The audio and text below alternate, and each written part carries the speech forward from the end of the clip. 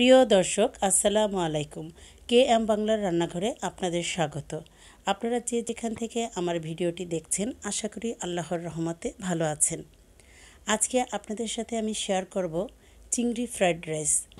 আমি যেভাবে তৈরি করে দেখাবো এভাবে আপনারা তৈরি করে খেয়ে দেখবেন, খেতে কিন্তু অসম্ভব ভালো লাগে। তো আশা করি আপনাদেরও ভালো লাগবে। যদি ভালো লেগে থাকে লাইক শেয়ার সাবস্ক্রাইব করে আমার চ্যানেলটির সাথে থাকবেন।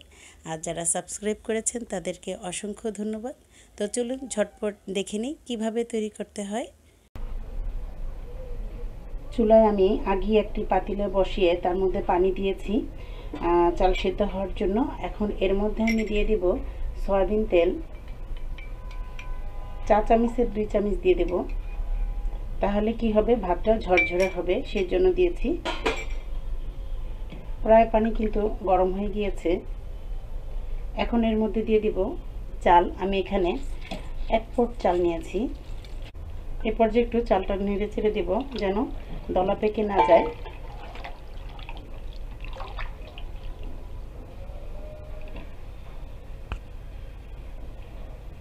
তো পানিটা বলক আসতে থাক। আমি কিন্তু চালটা সিদ্ধ করে নেব 95%। হালকা একটু ভিতরে আঁশ থাকবে, ওই অবস্থায় নামিয়ে ফেলতে হবে। হয়ে গিয়েছে, আমি চুলা বন্ধ করে দিয়েছি। আর আমি কিন্তু এখানে চাল নিয়েছি নাজির চাল নিয়েছি, কাটারি নাজির তীরের। তো আপনারা ইচ্ছে করলে পোলার চালও নিতে পারেন, বাসমতি চালও নিতে পারেন, এটা আপনাদের ইচ্ছে। তো এখন আমি ঝরা দিয়ে নেব। চুলায় আমি একটি প্যান বসিয়ে তার মধ্যে সামান্য একটু তেল দিয়েছি, দেখুন অল্প, যেহেতু চিংড়ি মাছটা আমি ফ্রাই করব। আর এখানে চিংড়ি মাছ নিয়েছি, তার মধ্যে সামান্য একটু লবণ এবং 1/2 চামচের থেকে 4 চামচের 3 ভাগের 1 ভাগ মরিচের গুঁড়ো দিয়েছি। এখন একসঙ্গে মিশিয়ে নেব। আপনারা মরিচের গুঁড়ো যদি দিতে না চান তাহলে কিন্তু গোলমরিচের গুঁড়ো দিলেও হবে।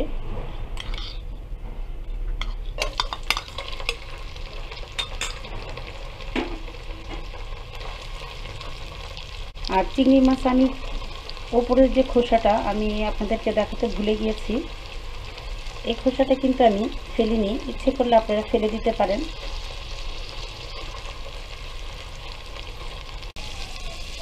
ভাজা হয়ে গিয়েছে, এখন আমি এগুলো সবগুলো উঠিয়ে নেব।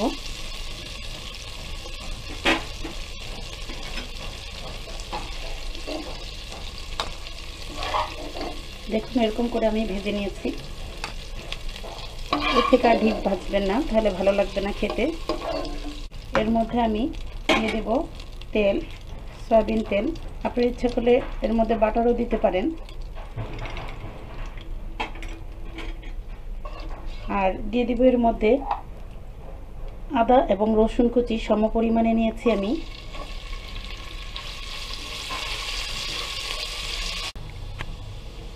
এখন এর মধ্যে দিয়ে দেব, হালকা যখন একটু লাল হয়ে আসবে তখন এর মধ্যে দিয়ে দেব প্রথমে আমি গাজর কুচি। গাজর আর ফুলকপি আমি একসঙ্গে দিয়ে দেব।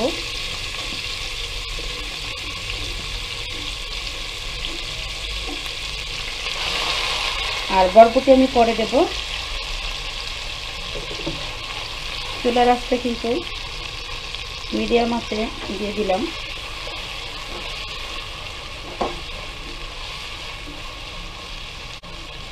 এখন এর মধ্যে একটু লবণ দিয়ে দেব।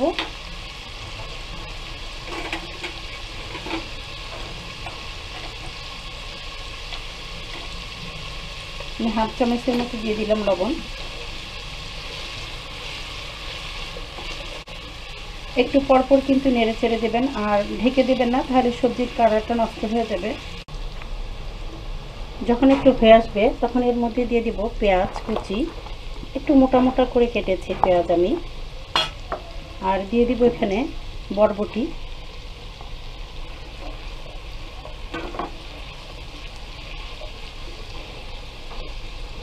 চুলার আঁচটা কিন্তু মিডিয়ামেই থাকবে।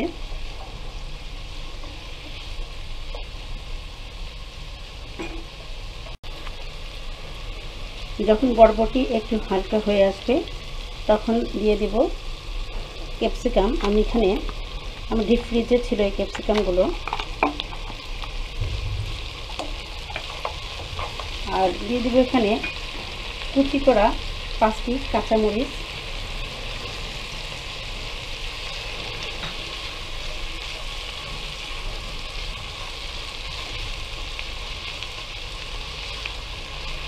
আর দিয়ে দিব এখানে চিংড়ি মাছগুলো।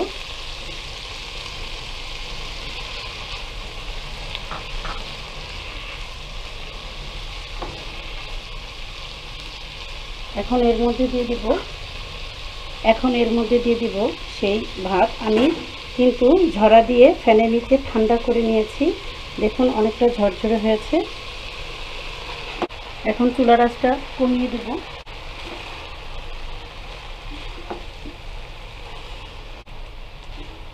এখন এর মধ্যে দিয়ে দিব আমি টমেটো সস দিয়ে দিব। এখানে আমার 2 টেবিল আছে। আর দিয়ে দিব সয়া সস, এখানে 4 চামচের 2 চামচ দিয়ে দিলাম। আর আমি এখানে ম্যাগি ফ্রাইড রাইসের মশলা দিয়ে দিলাম। এই যে দেখুন, এই মশলাটা দিয়ে রান্না করে খেয়ে দেখবেন, খুবই ভালো লাগে কিন্তু।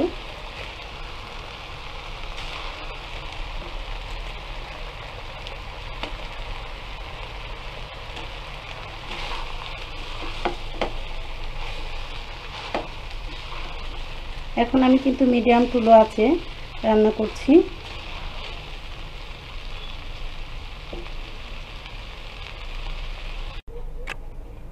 হয়ে গিয়েছে, আমি চুলা অলরেডি বন্ধ করে দিয়েছি। আমি তো এখানে প্যাকেট মশলা নিয়েছি। আপনারা যদি প্যাকেট মশলা ইউজ করতে না চান তাহলে টেস্টিং সল্ট 1/2 চামচ, 4 চামচের 1/2 চামচ দেবেন। আর চিনি দেবেন 4 চামচের 2 চামচ। তাহলে চাইনিজ হোটেলের মতো স্বাদটা পাবেন। তো এভাবে আপনারা রান্না করে খেয়ে দেখবেন, অনেক ভালো লাগে। অনেকটা ঝরঝরে হয়েছে দেখুন।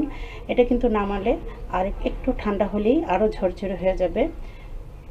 তো আশা করি আপনাদের ভালো লেগেছে। যদি ভালো লেগে থাকে লাইক, শেয়ার, সাবস্ক্রাইব করে আমার চ্যানেলটির সাথে থাকবেন। তো পরের ভিডিওতে অন্য কোনো রেসিপি নিয়ে আসবো। খোদা হাফেজ।